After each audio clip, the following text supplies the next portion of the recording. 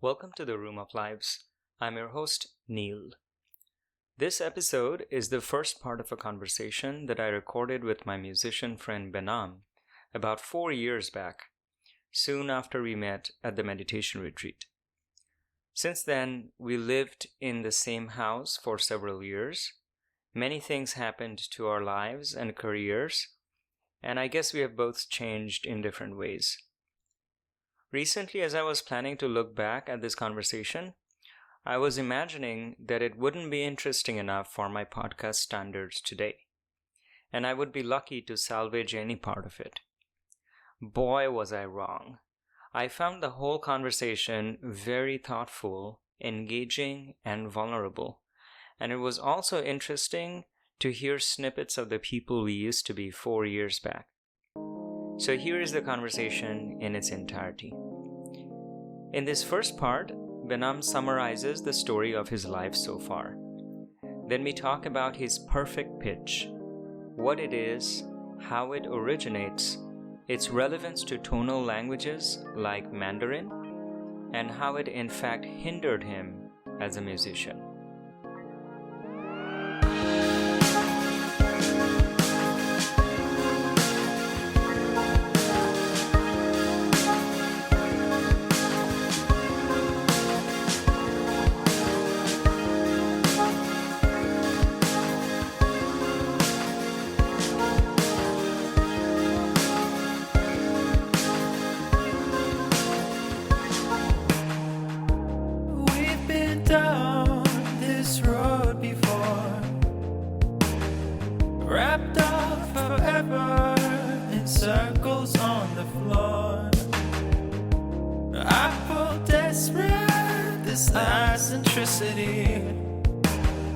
We'll shed this orbit, unescape velocity.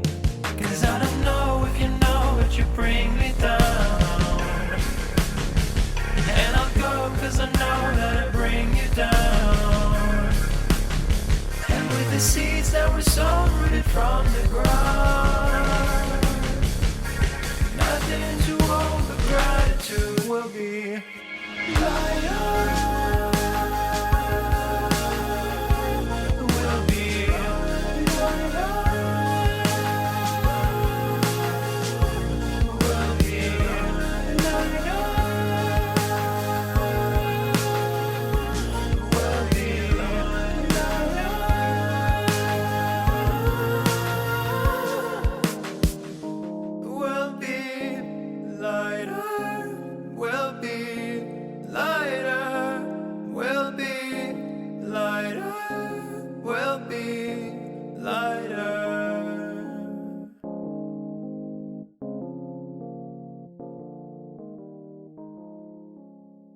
Okay, so my first question to you is just give us a brief understanding of who you are and what you've been up to so far. Like your just a brief bio. Brief bio. Yeah.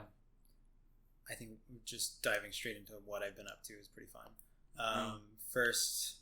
Well, no, but first, I mean, where are you from? Where did you grow up? With about your parents? Yeah. So I was born and raised in Lubbock, Texas. My mother grew up not far from there, in Plainview, Texas. My dad grew up in Shiraz, Iran. So I have one older sister. We were both homeschooled growing up, so homeschooled Lubbockite. I started going to public school when I was 12, part-time at one of the local middle schools, and then full-time in high school the next year. Okay. How did your parents meet? They were both in Canyon, Texas. I think it was at the time it was like West Texas A&M. Well, now it's like West Texas A&M, and at the time it was something else. Small university, 2 hours north of Lubbock. Yeah.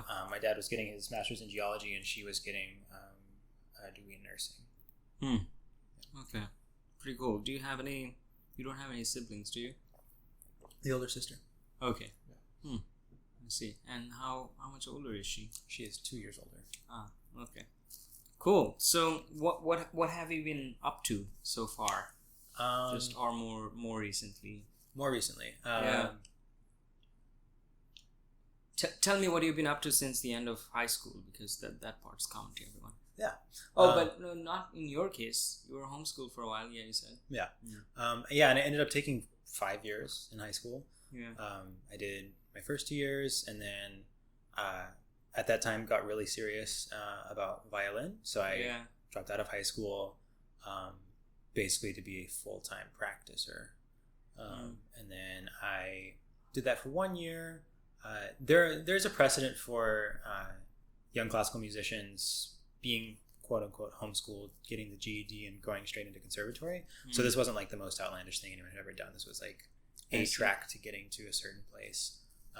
But after that year, I decided I wanted to go back to high school. Yeah. So I did as a junior, and then finished up high school. Okay. And then what have you been doing since? Since then, my freshman year of college, I moved to Los Angeles to study at the Colburn Conservatory of Music, to study violin performance. After 1 year there, I transferred to the University of Houston because I had in high school and continue to have an interest in writing my own music and composing. There was no composition department at Colburn, so that wasn't something that I had the possibility to pursue more. So I transferred and did 1 year at U of H as a violin performance and music composition double major. Then after the end of that year, I finally decided that I didn't want to be a classical violinist for the rest of my life, and so I dropped out of school, moved to Austin, Texas, lived there for 1 year, spent a lot of my time reading. I was a part-time math and science tutor to high schoolers and middle schoolers, and I took a yoga teacher certification class. And then this is what I'm still in now. I reapplied to universities and decided to go to the Minerva Schools, which is a new university based in San Francisco. That's a little bit quirky, and I'm about to enter my 3rd year with them. Yeah, we'll come to a better description of what your current education system is like, but I first want to talk about the music stuff. So to begin with, I'm intrigued by, so you have perfect pitch. What does it mean, and how did you get it? Okay. Best I understand, perfect pitch, it's sometimes called absolute pitch. It's sort of, you can think of it as like sort of like an auditory dead reckoning. Basically, when someone with perfect pitch hears a note at a certain frequency, it is recognizable as that frequency. Most people apparently do not have this ability. They have what's called relative pitch, so they can notice when the tone goes up or when it goes down, but can't tell you what that note is by itself. In isolation, they wouldn't be able to identify it as like an A or a G or whatever note it is, so to speak. Yeah. So is this something to do with hearing, discrimination in hearing ability, or does it something to do with linguistic ability, that you hear it and you can remember the name for it, you can name it? Which do you think it is? From what I've read, the jury's out. Like they have no idea. I personally, I don't know either. I think it's really interesting because it's almost like I've tried to imagine what it would be like to have a relative color palette, like only being able to recognize colors in juxtaposition with other colors. Yeah, because I think that's like the most analogous thing. Or being able to name differences of colors, but not the absolute, even if you may be seeing it. Right. You only notice the contrast. Yeah. I mean, it's interesting because knowledge, especially this sort of discursive knowledge where you're calling different things with different names.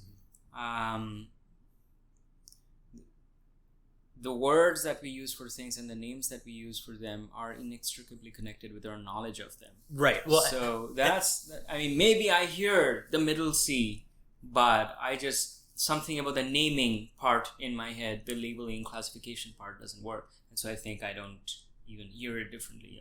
Well, and so this is actually something that I kind of got a little bit perturbed by at first as well, because the idea of a scale like with A, B, C, D, G, that's arbitrary, right? So in my mind, I was like, that's actually like there are frequencies in between, and so I was curious. I wonder to myself how high the fidelity was of some other people's perfect pitch. Like, can they actually hear the difference between 440 versus 441 hertz? And it appears, from what I've talked about with friends who have it or don't have it, it's to varying degrees of fidelity. I see. So it's not a binary thing. But do you think this has to do with how long they have practiced naming pitches? Because your ability to hear, I think, will be at the same level, but your ability to classify and name them may improve with how long you spend in this exercise. Maybe. I think I don't know that the naming is the difficulty, because it's like, I know that note. Yeah. Say it's like a pitch and no one's ever named it, right? It's just some random frequency. You play it 20 minutes ago and you tell people to listen, and then you play them like the same note 20 minutes later. Yeah. And you ask them, is it the same note? People with perfect pitch will know if it's not. But that also has to do with memory. Right. No, that's true. That's true. Yeah. And that I don't know. I don't know how much of that is. Yeah. Man, this is like a huge box of enigma. I know. What the hell and that then is this thing? And I've read some like scholarly articles on it, and there really isn't much literature on it in terms of providing a definitive answer to those, because those fall into deeper problems of like where is memory stored, how is memory stored, like how is language processed. Because so it's not just memory; it's a lot of things. It's hearing, it's language, it's memory, it's classification. And so, that's interesting. Okay, so is this have you heard about the origins of this? Is this genetic? Is this a genetic random quirk you dealt a good hand? That's the prevailing hypothesis, is that it's predominantly genetic, and that it can or there's a small window of time in early adolescence, I think, when like you're like between 6 months and 3 years old, where it can be cultivated or activated. So like if you were 4 or 5, you probably missed the boat. But it does really seem to run in families. So you mean it's partly, or the propensity for it is genetic, exactly. But the degree to which you cultivate it. Maybe not the degree, but like if it's like invoked, like say. Because they have observed there's a higher rate in tonal languages. I don't know if that's the word for it. Like in Mandarin. Mandarin or Cantonese. They've noticed a higher rate of it. Which could be due to the fact that. Well, let's just be clear. What we mean is many more Chinese kids end up having perfect pitch than. I think let's say more in the U.S. Greater fraction. Greater fraction. So, and this is because Mandarin is a language in which the same sound uttered at different tones, at different notes, would mean different things. So if you make it a little higher pitched, it could mean an entirely different thing. So that means that the necessity for naming and remembering the meanings of different tones is important. So if you're born with a genetic propensity for being able to hang on. Now this brings another question. If the language itself ascribes different meanings to a word depending on the tone, then everyone would have to have some degree of perfect pitch. Well, you can have relative pitch. And that's a pretty good... Well, and most of those tonal languages, those pitches have motion, right? Like, they're not static. They're always in context. So that I think is you can basically get by on relative pitch, clearly. Most of them do. I mean, same with music. It's a completely unnecessary skill. So then, why would people speaking tonal languages have greater? I think that goes back to the window of opportunity theory. So in other words, there's like maybe a set percentage of the population that has the capacity for it, but in tonal languages, you're more likely to be exposed to situations where it's activated. I just don't know why, because if even in tonal languages all that matters is the relativism of different pitches, then even within that window of opportunity, what those kids will be hearing are just importances ascribed to relative pitches. Sure, I mean, but that's not to say that having having a lens where you look at it in absolute pitch wouldn't be easier or make it easier. True. So I think there's still there's probably an advantage. Yeah. It's a mystery. It is. Is there any situation in which it's a hindrance? Yeah. What? Yeah. Okay. Oh, absolutely. I was hoping you would say yes, but I wasn't really expecting you. No, to. absolutely. No, there's in high school I was in choir, and I had a high school the choir director knew I was the only person in the choir with perfect pitch. And so she tortured me. And what do you mean? So at the beginning of rehearsals, we would have. By the way, how did she find this out? I guess it was an established fact at this point. I see. In choirs, it's kind of helpful because you want those people to help keep the choir from going high or low.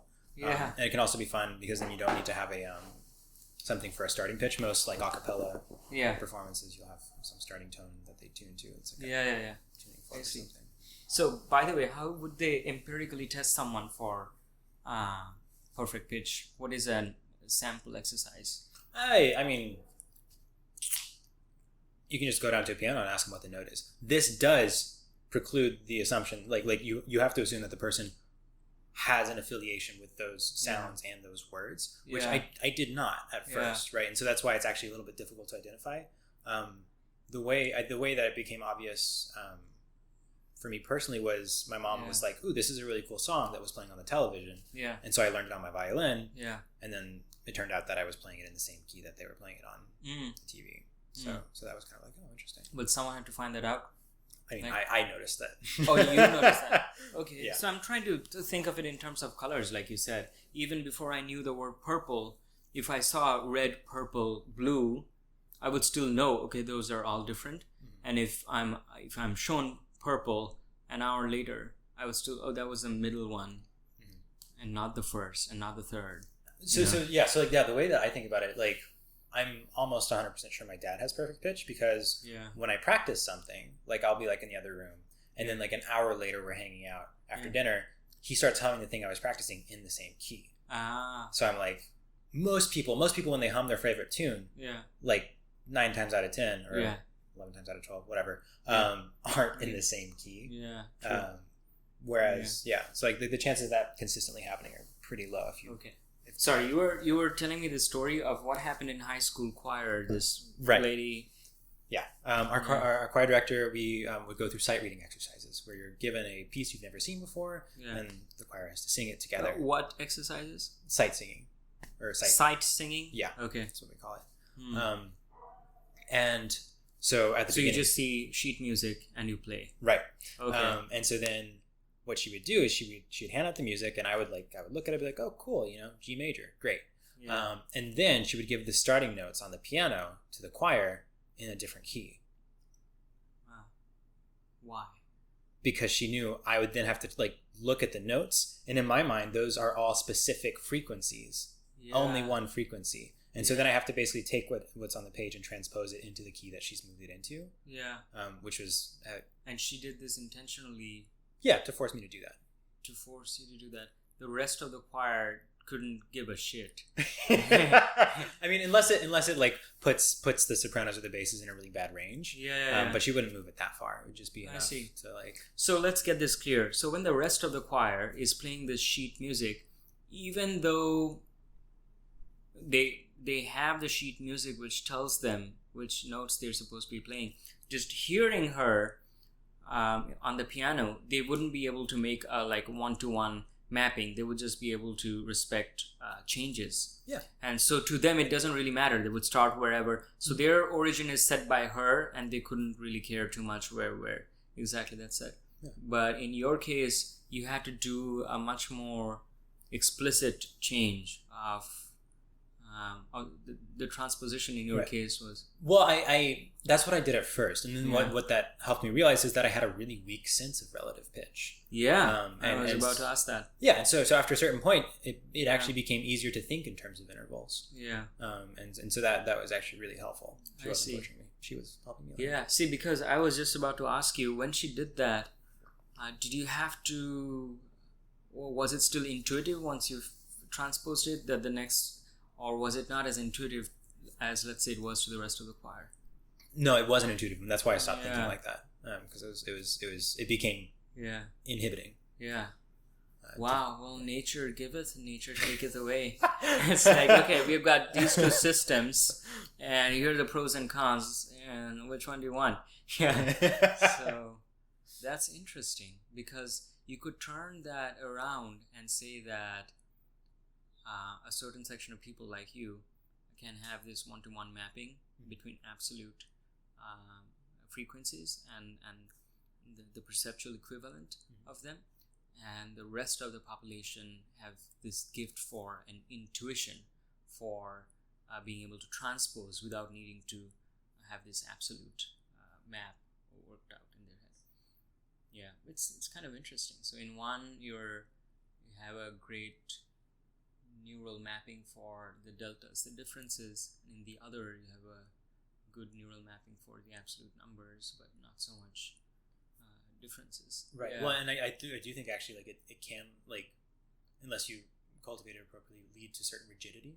Yeah. Because then you don't have a malleable or robust framework. You just hear the notes again. So like, music theory was a little bit different for me too, because no two chord progressions, like say you have a chord progression, like if you're a guitarist, it'd be like C, F, G, C, or a 1, 1, 4, 5, 1 chord.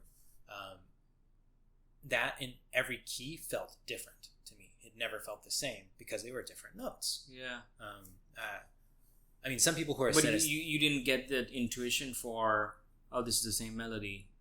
Yeah, well, it had. I mean, it still had the same functionality to it, but to me, they didn't have the same like emotional content or quality almost. Okay. Like they were just distinct. It was completely distinct. So to me, and still, just unfortunately because it's so popular, like keys like C major, G major, D major. These are keys that are really amenable to like open string guitars or like normally tuned guitars.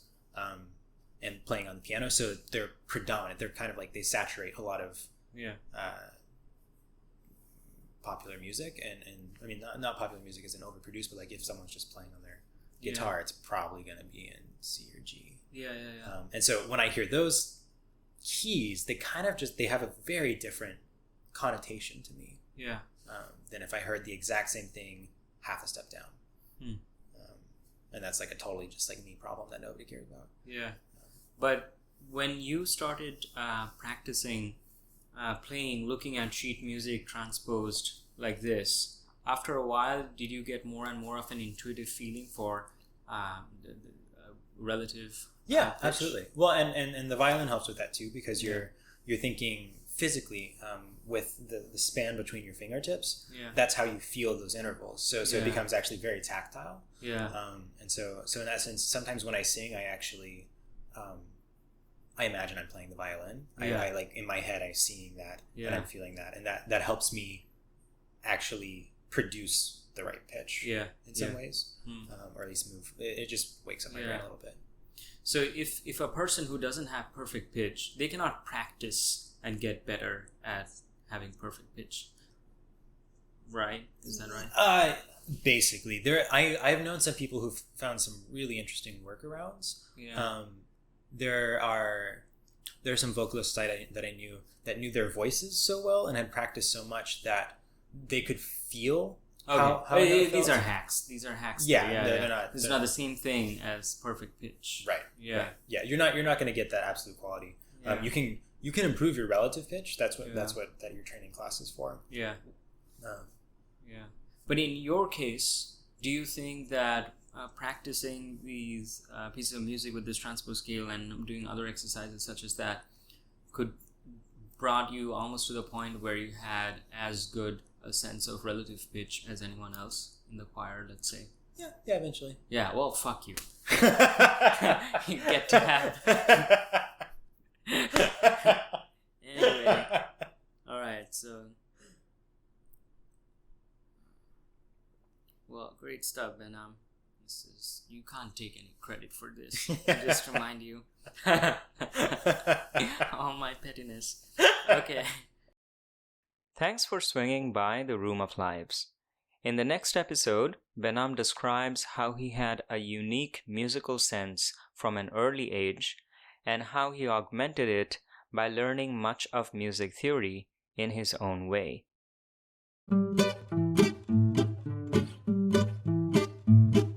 What do you like to do Wednesday afternoons in the month of June?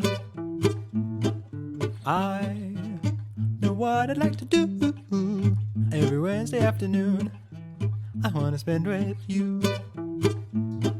Tuesdays are my days to be depressed. Sometimes I don't even get dressed, but every Wednesday afternoon I want to spend with you.